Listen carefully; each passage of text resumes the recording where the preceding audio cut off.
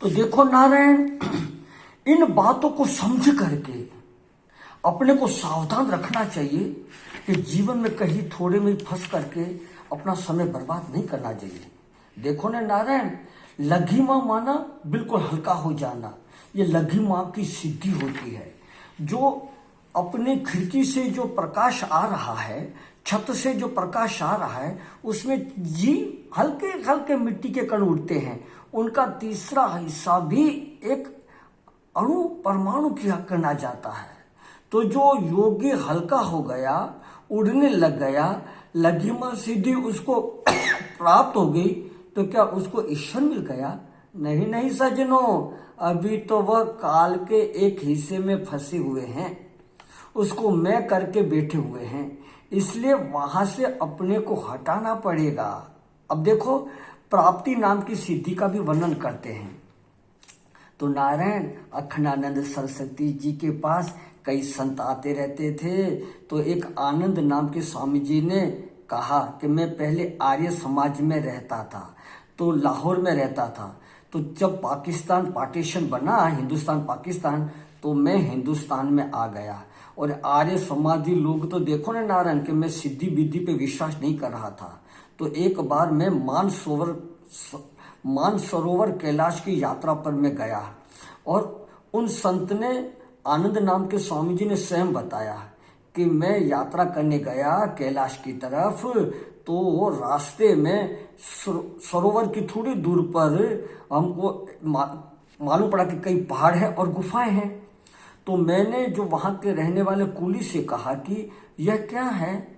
तो कुली ने बोला कि बाबा वहाँ गुफाएं हैं और लामा लोग रहते हैं, इसलिए हम लोग उधर नहीं जाते, पता नहीं हमको मार डाले तो आनंद नाम के स्वामी जी ने कहा हम तो जाएंगे। कुली ने बहुत मना किया, फिर बोलेगा हम तो जाएंगे, और वे चले गए। तो आगे गए तो एक गुफा में जटाधारी साधु बैठे हुए थे, ध्यान कर रहे थे, और मैं उनके सामने थोड़ी देर खड़ा रहा। तो कुछ देर में उन्होंने आंखें खोली, और उस योगी ने, जटाधारी ने, मेरा जो ग्रस्त में रहता था वो नाम ले करके बुलाया कि खुशहाल चंद, आगे क्या हाल है तुम्हारा? तो मैंने पूछा कि मेरा पुराना नाम ग्रस्त में रहता, तो वो आपको कैसे मालूम पड़ा?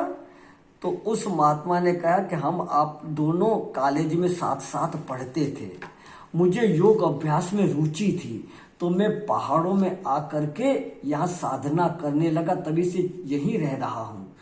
तो वो बता रहे हैं कि हमने तो उनसे पूछा कि तुम कितने साल? तो बोले 40 वर्ष से मैं योग अभ्यास कर रहा हूँ। तो संत आनंद नाम स्वामी जी ने पूछा कि तुम्हें क्या सिद्धि मिल गई इसमें, बताइए। तो उन्होंने कहा अच्छा बैठो, तुम आसन बांध के बैठे, किया और बताया।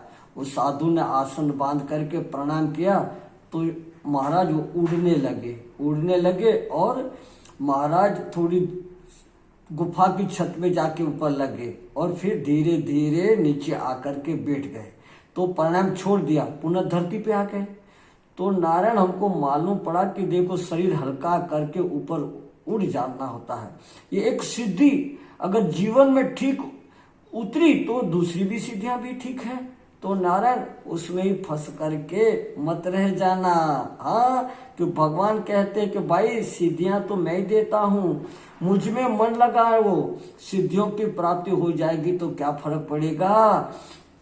क्योंकि सिद्धियां देख बेकार नहीं ये है, लेकिन यह तुम्हें एक नमूना दिखा दिया, उसमें फंसने जाओ, यह तो सब काल के अधीन है, ये सब बदलने वाली है, एक परमात्मा ही सत्य है, बाकी काल सबको बदल देता है, सब नष्ट, लेकिन आत्मा परमात्मा को काल छूता ही नहीं है। तो कहते हैं वेदांत छंदावली में भोला बाबा ये छंद बता रहे हैं। कल वृक्ष देखा था भरा,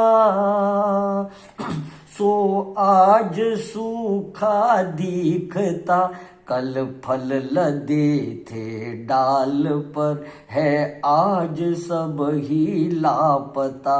यदि फूल सूखा आज तो मुरझाएगी कल को कली।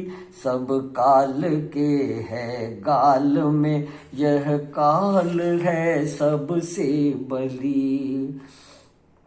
चैन में सदा ही होय थी, कल थी हवेली भर रही। सुहाय अब सूनी पड़ी है, शोक मानो कर रही। जहाँ थी गली मैदान, तहाँ मैदान था तहाँ है गली।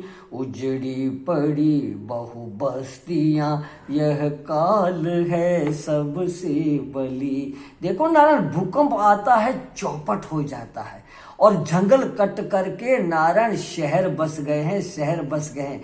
हम आप लोग बचपन से अब तक देख रहे हैं। हाँ नारायण, संध्या हुई तड़का हुआ, दिन रात दिन जात आई रात है।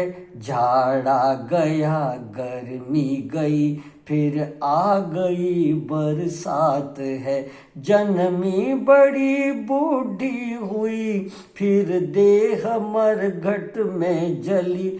जल कर पुनः भस्म हुई, यह काल है सबसे बली। कल हंस रहे थे, गा रहे थे, खेलते थे बाग में। ऐश्वर्य मद के चूर देखे, आज जलते आग में। दो चार दिन डोंडी बजा कर, अंत अपनी राह ली। मानो हुए ही थे नहीं, यह काल है सबसे बली। जिस रोज बालक जन्म लेता, यम उसी दिन आए है। रहता सदा ही साथ, निश दिन साथ ही ले जाए है। हो चोर अथवा साह, जो छल ही न हो अथवा छली।